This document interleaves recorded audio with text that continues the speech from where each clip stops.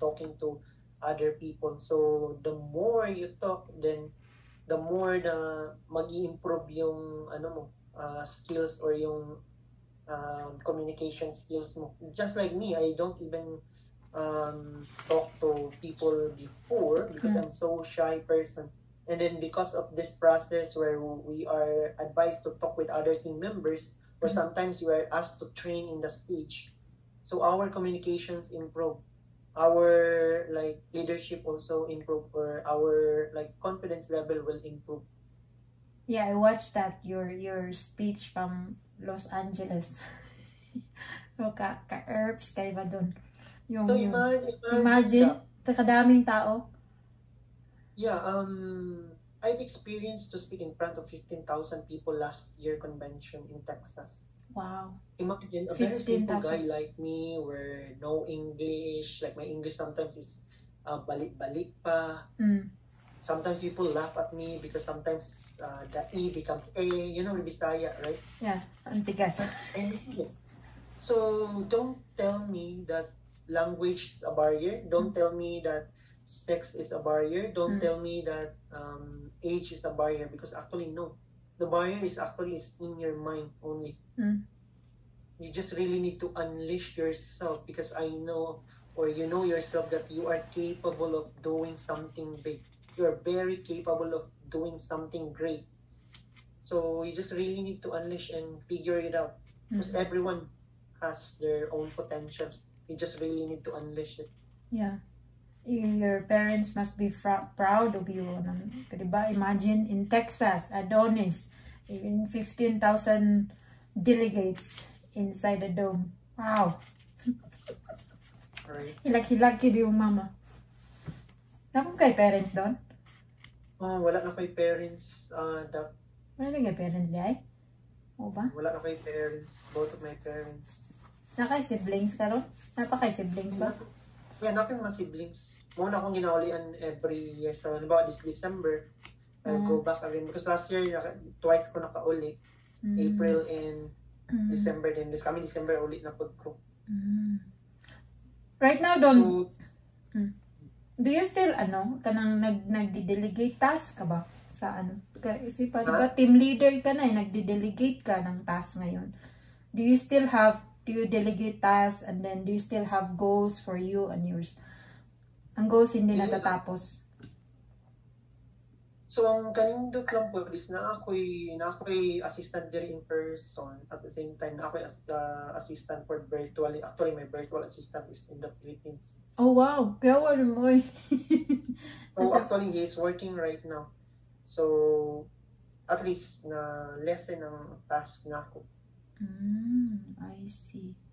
So, mura to doon. Thankful kaayo ko doon. Mura to kung mga questions din ako kung anong kaayo. But daghan kay kog, ang dami kong, I've learned so much from this conversation. It's about kanang choosing what you want, putting yourself into the right people, into the right location. Kay, there must be something more, no?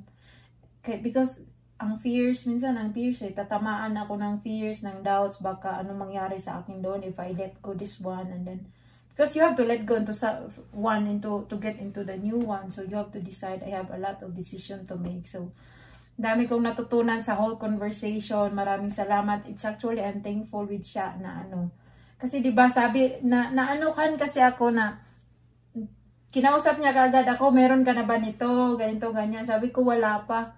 Hindi rin ako nag-iisip na ganun pala. So when siya nag-refer sa iyo, sabi ko, sige, sa inyo naman yan, bakit pa ako magko-question? Okay, so when I talk to you, so that's the process, and sabi ko, komportable na ako kasi I trust my friend, and then tas ngayon umabot na tayo sa ganito, so yun, sobrang thank you kayo, maraming salamat. Do you have something to say? Ma-publish ba yan sa mong Facebook? So, pang closing ko is, let's say, for all your viewers, especially for all those people who are in the Philippines, just try to come in place. So, plus, if you're here in Canada, you have so much potential kasi there's so much opportunity.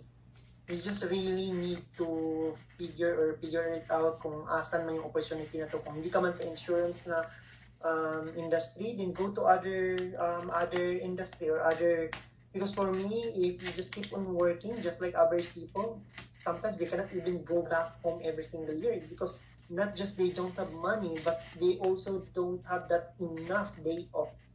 That's right. To have, let's say, a month vacation. Mhm. So my advice is, kung naman sa Pilipinas, come to Canada para you will have a better future, because whatever happens to me, it could also happen to you.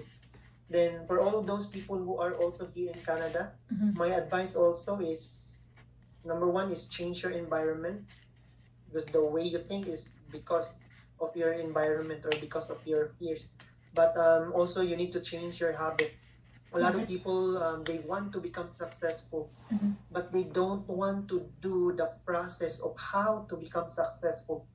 Maugi na Right. rin. Yeah, that's And right. number three is, you just need to change your mindset as well. You need to change the limiting belief, because especially Filipinos, there are a lot of people who keep on limiting us. A lot of people will tell us, no, you know what, you can't do that because I tried this, I tried that one before and I failed. Mm. So that's him. That's How him. about you? Yeah. Right? So if you try yourself, you keep pushing, there is changes, and don't just rely on employer or like on your work, because your income is limited.